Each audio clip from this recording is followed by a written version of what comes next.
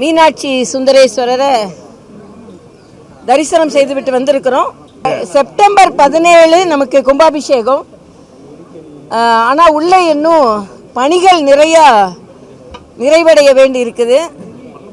ஏற்கனவே இங்கே தீ விபத்து நடந்த போது நான் மாநில தலைவராக இருந்து வந்து பார்த்தோம். நாங்கள் இவ்வளோ பெரிய ஒரு கலாச்சார ஆன்மீக தலம் தீக்கு இரையாகி இருக்கிறது, அதை உடனே சரி செய்யணும்னு.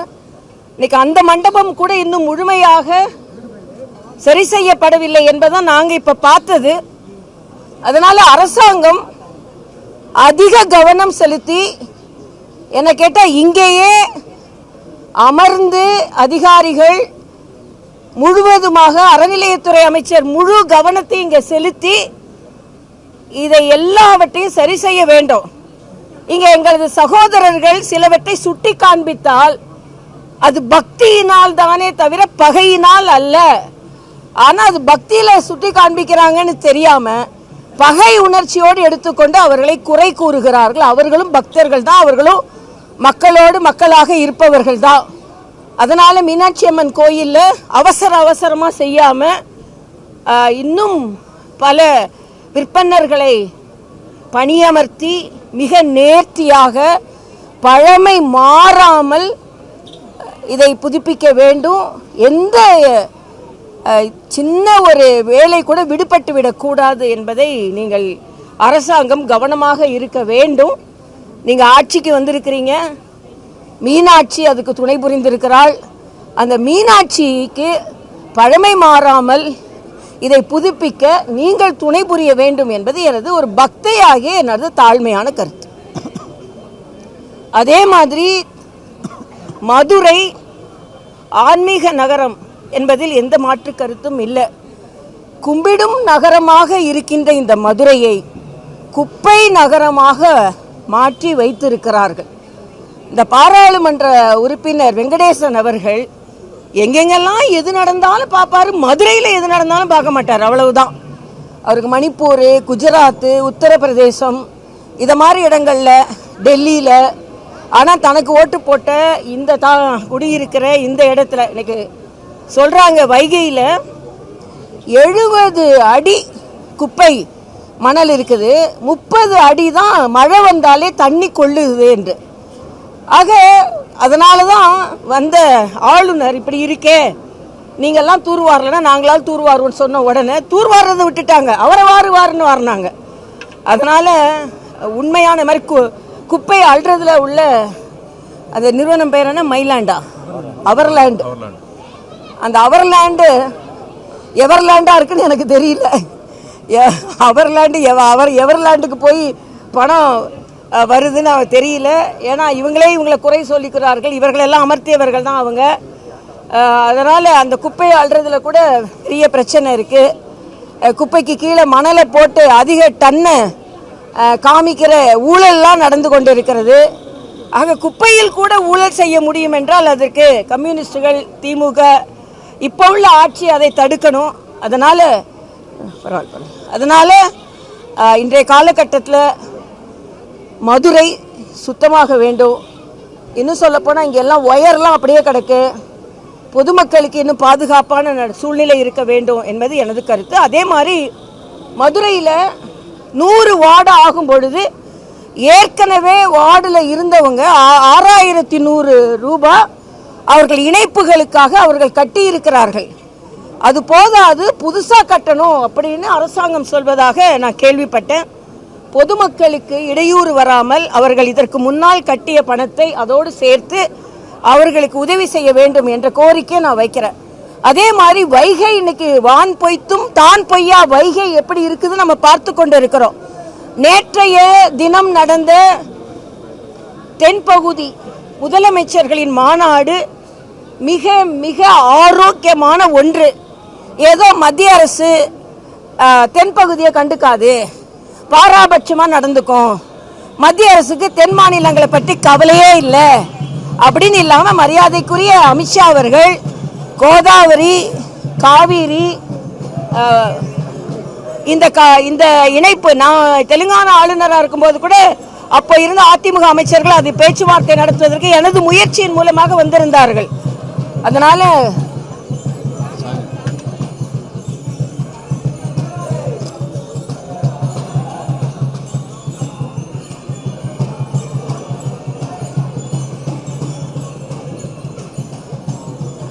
மரியாதைக்குரிய அமித்ஷா அவர்கள் சொல்லியிருக்கிறார்கள், இந்த ஆறுகளை எல்லாம் இணைத்தா 100 ஆண்டுகளுக்கு இந்த பகுதி மாநிலங்களுக்கு தண்ணீர் பிரச்சனை இருக்காது. பிரம்மபுத்திரா, கோதாவரி, காவிரி ஆக இந்த அளவிற்கு ஆக்கப்பூர்வமாக மத்திய அரசு செயலாற்றி வருகிறது.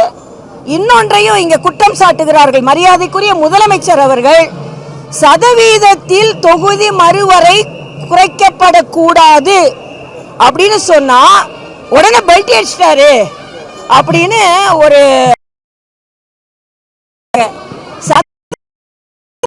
பிரச்சனை. அதனால தொகுதி மறுவரை வேண்டும்.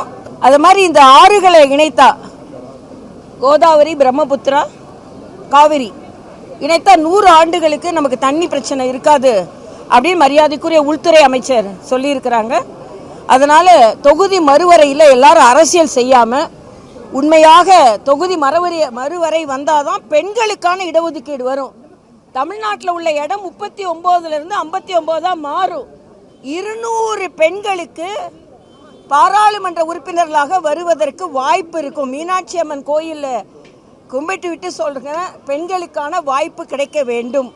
மறுபடியும் இந்த 543 கொடுக்குறேன்னா கொடுக்க மாட்டாங்க நிச்சயமா.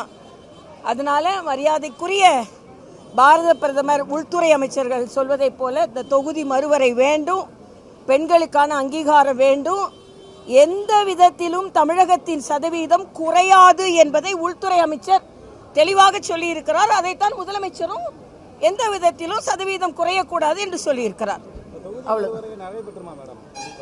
நிச்சயமா நிறைவேற்றப்படணும். அதற்கு எல்லாரும் உதவி செய்யணும். ஏன்னா நோ தொகுதி டீலிமிட்டேஷன் சொல்றதை விட ஃபேர் டீலிமிட்டேஷன் சொல்றது ஃபேரான கோரிக்கை தான். அதைத்தான் மத்திய அரசு செவிசாய்த்து எல்லா இடத்துக்கும் 50%. இப்ப நம்மளுக்கு 39, 59 ஆனா நல்லது தானே. கூட நமக்கு இன்னைக்கு 5 பாராளுமன்ற உறுப்பினர்கள் தான் தமிழ்நாட்டுக்கு இருக்கிறாங்க. அதிகமான பேர் வருவாங்க. இன்னைக்கு 234ல் 34 பெண்கள் உறுப்பினர்கள் தான் இருக்கிறாங்க. 170 பேருக்கு மேல வருவாங்க. அதனால நிச்சயமாக தொகுதி மறுவரை வேண்டும் என்பது எனது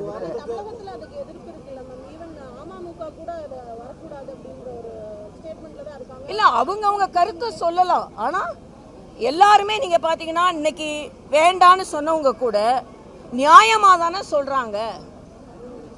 நியாயமா தானே இன்னைக்கு நேரம் 50% கூடும் பொழுது வட மாநிலத்துக்கும் கூடும். நமக்கு கேரளாவுக்கு பாத்தீங்கன்னா 20லிருந்து 30 ஆகும்.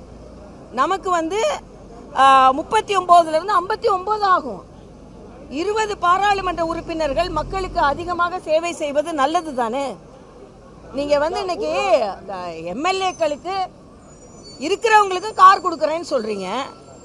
அப்ப இல்லாத மக்களை சென்று பார்க்கிறதுக்கு பாராளுமன்ற உறுப்பினர்கள் வரக்கூடாதுன்னா என்ன? அதாவது கொடுத்ததெல்லாம் கொடுத்தார். யாருக்காக கொடுத்தார்? ஊருக்காக கொடுத்தார். ஒருவருக்காக கொடுத்தார், ஊருக்காக கொடுத்தார்னு பாடினாங்க. நம்ம நல்லா அழகா பாடினாங்க.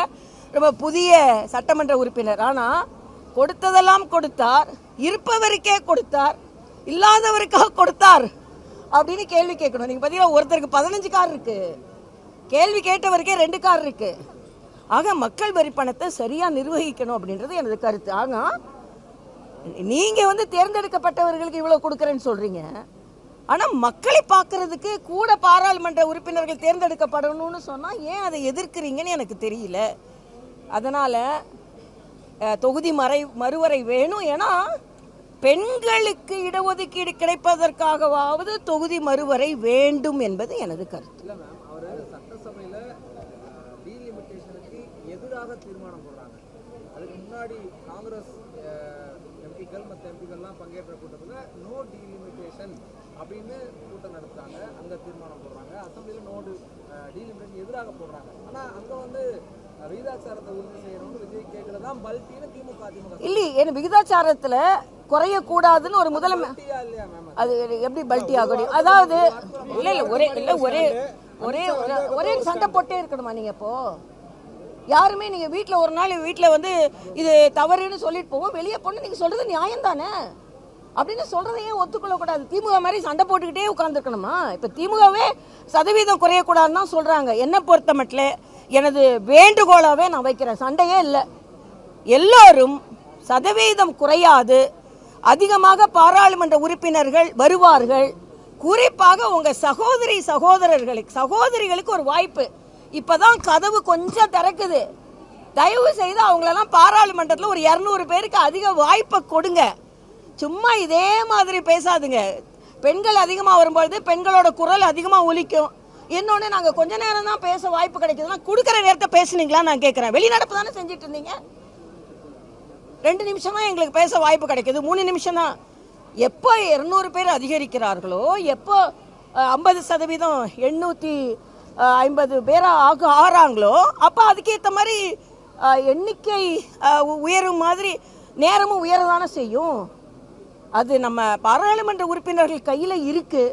அதுவும் பெண்கள் அதிகமாக போகும் பொழுது அவர்கள் குரல் வலுவாக ஒலிக்கும். பெண்களுக்காகவாவது, பெண்களுக்கு இடஒதுக்கீடு கொடுக்க வேண்டும் என்பதற்காகவாவது எந்த விதத்திலும் சதவீதம் குறையாது என்ற மத்திய அரசின் உறுதிப்பாட்டை ஏற்று, இன்னும் சொல்ல போனால் அதிகமாக பாராளுமன்ற உறுப்பினர்கள் வருவார்கள் என்ற உறுதிப்பாட்டை ஏற்று தயவு செய்து எல்லோரும் தொகுதி மறு வரைக்கு, ஏன்னா சட்டப்படி நடந்து ஆகணும். இது மத்திய அரசு இதை ஒப்புக்கொண்டார்கள். முதலில் சொன்ன மாதிரி இவங்கெல்லாம் ஒப்புக்கொள்ளலைன்னா வெறும் நம்மளோட மக்கள் தொகை வைத்துன்னா நமக்கு 31 குறைஞ்சிரும்.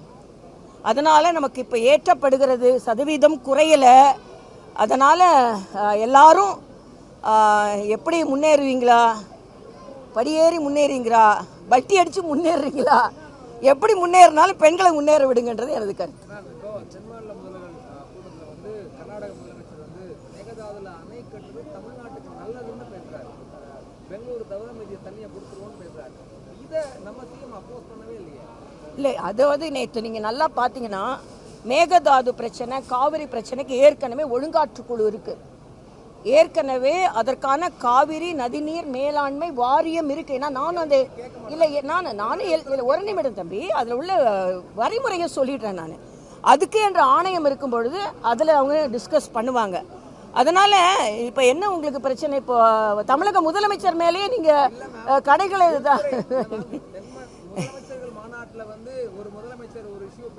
இல்ல, அவங்க பேசலன்னு உங்களுக்கு எப்படிமா தெரியுமா? செய்தி வரல. அது அப்படிலாம் சொல்ல முடியாது. நான் அந்த மாதிரி மாநாட்டுக்குள்ள இருந்திருக்கேன். போன 2 வாட்டி நான் இருந்திருக்கேன். நாங்க நிறைய பேசுவோம், செய்தி குறைவா தான் வரும்.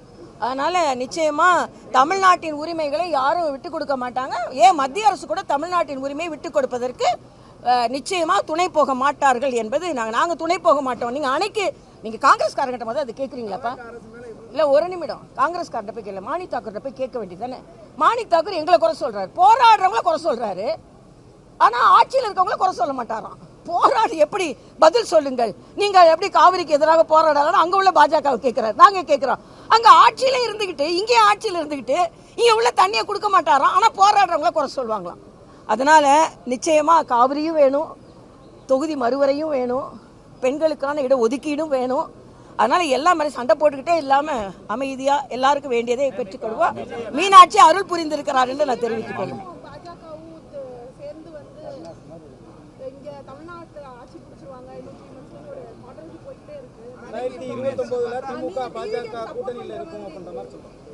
இப்போ நாங்கள் இப்போ தானேப்பா அங்கே ஆட்சி செய்து கொண்டு இருக்கிறோம், இங்கே ஆட்சி செய்துட்டு இருக்கோம். எல்லாத்துக்கும் உடனே கூட்டணி, உடனே எல்லாம் கொஞ்சம் பார்த்து கேத்து பண்ணுவோம். வெயிட் பண்ணுங்க. யார் மேலே? அவங்க சாஃப்டாக இருந்தால் நாங்கள் சாஃப்டாக இருப்போம், அவங்க கடுமையாக இருந்தால் நாங்கள் கடுமையாக இருப்போம். போன ஆட்சி மாதிரி எதுக்கு எடுத்தாலும் கடுமையாக இருந்தால் நல்லதில்லை. முதலமைச்சர் தெளிவாக சொன்னார். என்ன சொன்னார்? நாங்கள் கொள்கை ரீதியாக மாறுபட்டாலும் மத்திய அரசோட இணக்கமா இருப்போம்னு சுதந்திர உரையிலே சொல்லிட்டாருல்ல. அப்புறம் என்னங்கப்பா அது? திமுக விமர்சனம் செய்வதற்கு திமுகவிற்கு எந்த தார்மீக உரிமையும் இல்லைங்க. இன்னைக்கு இந்த நாடு இப்படி போய்கொண்டிருப்பதற்கு திமுக தான் காரணம். காவிரியை பெற்று தர மாட்டாங்க, எல்லா பிரச்சனையும். ஆனால் திமுக கூட டீலிமிட்டேஷனுக்கு ஆதரவு தர வேண்டும் என்பது எனது நிலைப்பாடு.